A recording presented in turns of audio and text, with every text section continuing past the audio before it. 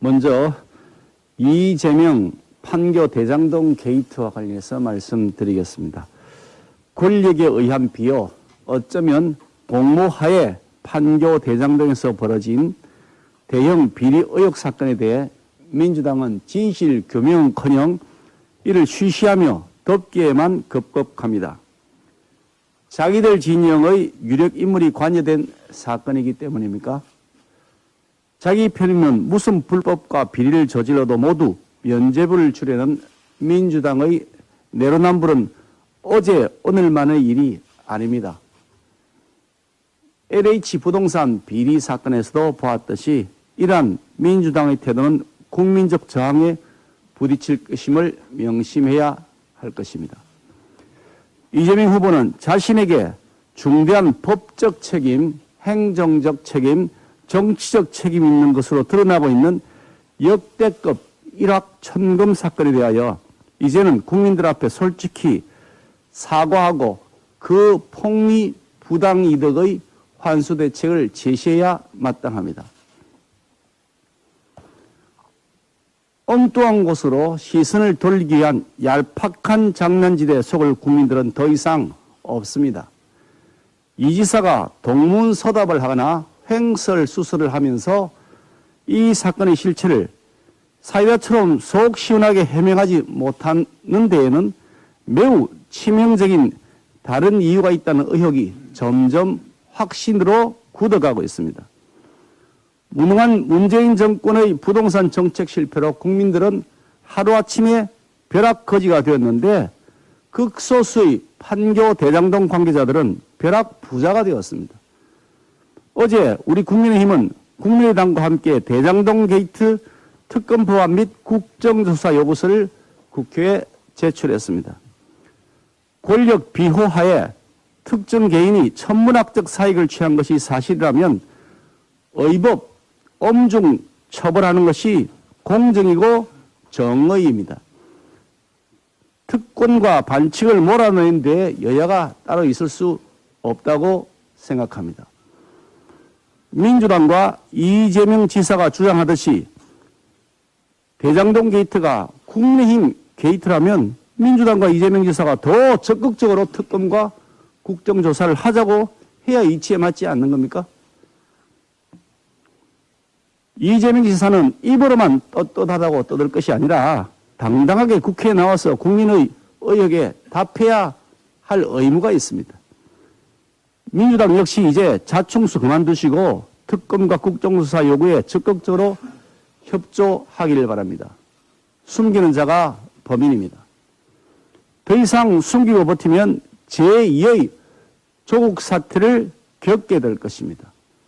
겉과 속이 너무나 다른 위선의 적나라한 모습을 보여주었던 조국 사태가 계속 연상되는 작금의 현실이 한심스럽기 짝이 없습니다. 이재명 지사가 성남시장 시절 추진했던 판교 대장동 게이트의 핵심 인물인 유동규 전 성남도시개발국 공사 기획본부장이 문화일보와의 전화통화에서 이재명 캠프 쪽에서 일을 보면서 개인적인 일도 하고 있다라고 밝힌 사실이 어제 보도를 통해 확인되었습니다.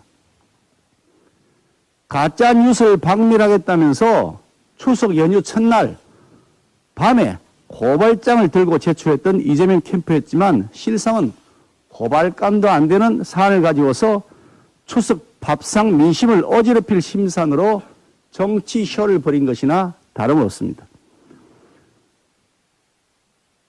한마디로 비리와 특혜, 특권과 반칙의 종합백화점이자 권력형 종합 비리 세트라는 저희 발언에 대해서 이재명 후보 측이 명예훼손 운운하면서 고발장에 적시했다는 언론 보도를 봤습니다만 참으로 한심합니다. 전문 고발꾼들이나 할 못된 짓입니다.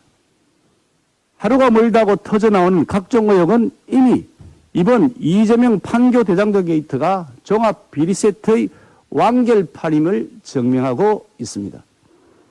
진실을 감추고 초점을 흐려서 물타기에 급거해온 이재명 지사는 즉각 사과할 것을 정중히 요구합니다. 일국의 대통령이 되겠다는 분이 좀스럽게 허위 고소 고발을 남발해서야 되겠습니까? 자신의 잘못에 대해서 사과할 줄 모르면 그것은 아무 맛도 없어서 물보다 못한 김 빠진 사이다가 되고 말 것입니다. 만약 사과를 하지 않을 경우에는 이에 따른 책임을 이재명 후보에게 물을 수밖에 없게 될 것임을 말씀드립니다. 정기요금 관해서 말씀드리겠습니다. 우려했던 바가 현실이 되었습니다. 정부는 오는 10월부터 킬로와트당 전기요금을 3원 인상한다고 합니다. 2013년 11월 이후 8년 만의 인상 조치입니다. 한전은 4인 가구 평균 1,050원 인상이 예상된다고 설명하고 있습니다.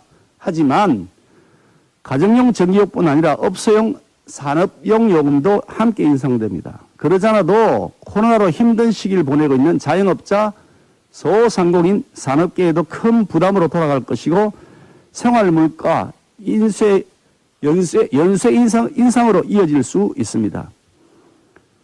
문재인 대통령과 민주당은 문 대통령 임기인 2022년까지 추가 전기요금 인상은 없다고 큰소리 쳤지만 알고 보니 가짜뉴스였습니다. 뻔뻔한 거짓말을 한 것이었습니다. 정부 여당이 어떤 말로 둘러대더라도 국민들은 이 전기요금 인상은 문재인 정권이 잘못된 탈원전 정책의 청구서라는 사실을 너무나 잘 알고 있습니다. 문 정권은 원전에 대한 비과학적이고 미신에 가까운 불신을 조장하면서 세계 최고의 기술을 자랑하던 대한민국 원전 산업을 사장시켰습니다. 7천억 원의 국민 세금을 들여서 개보수한 월성 원전 1호기를 조기 폐쇄하기 위해 경제성을 조장하는 범죄도 서슴지 않았습니다. 그러더니 올여름 기록적인 폭염으로 전력 수급에 비상이 걸리자 신월성 1호기, 신고리 4호기, 월성 3호기 등 원전 3기를 슬그머니 재가동했습니다. 문 정권 스스로 원전이 가장 안정적이고 효율적인 에너지임을 사실상 인정한 것입니다. 문재인 정권의 무지와 무능, 무책임의 그 후과를 국민이 오롯이 따안게 되었습니다. 더 큰 불행은 전기요금 인상이 문재인 정권 실패 고지서의 첫 시작에 불과하다는 것입니다. 문 정권의 잘못된 소득주도 성장, 공공주도 일자리 정책으로 인해 2017년까지 흑자를 기록하던 고용보험기금은 2018년부터 적자를 면치 못하고 있습니다. 내년 7월 1일부터 고용보험료율은 현행 1.6%에서 1.8%로 인상됩니다. 이것도 문재인 대통령의 임기 이후에 인상이 되는 겁니다. 문 대통령은 소위 문재인 케어를 가장 좋은 평가를 받는 정책 가운데 하나라고 자화자찬했지만 건강보험 누적 적립금은 2024년 고갈될 것이라고 하는 국회 예산 정책처의 전망이 나왔습니다. 거기에다가 내년 건강보험료율 역시 올해보다 1.89% 인상됩니다. 그것 역시 문재인 정권의 임기 이후입니다.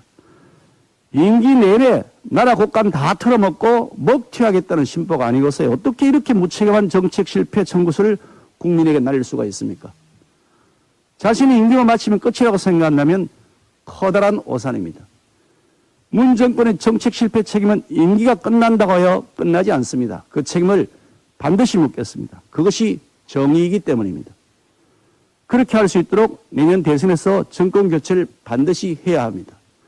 저희 국민의힘이 국민 여러분들에게 결코 부끄럽지 않은 수권 정당이 되어 정권 교체를 당당히 이루어낼 수 있도록 더 본골 쇄신해 나가겠습니다.